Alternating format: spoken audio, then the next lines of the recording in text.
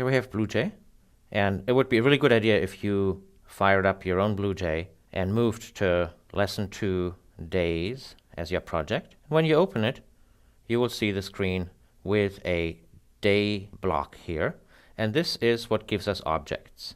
Let me show you how to make an object. You right click on it and you select the line that says New Day. You can now give it a name. For right now, we'll accept the default. Down here you find your first object. This is how BlueJ represents objects, as little blobs. It's a little known fact that all objects are red. And to manipulate an object, you again right click on it. You can ask it to get the current year. Here's the answer.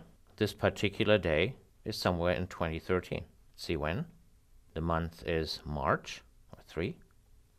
The day of the month is the 20th. That's the day that I recorded this lesson. We can make another day object, and now let's pick the first line here. Now we're asked which year, month, and day we might actually want. Let's fill in something. We'll pick a year of 1964, the month of 11 or November, and the day of 28, as I'm sure everyone remembers, on November 28th, 1964, the first spaceship to Mars was launched. Now here we have another day object. It looks just like the first one. It has a different name.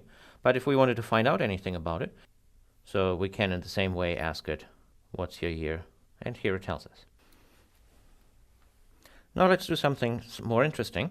Let's take our first object here and let's ask it, what day comes 100 days later? Now it doesn't look like it, but this object now has changed. It has moved itself 100 days later.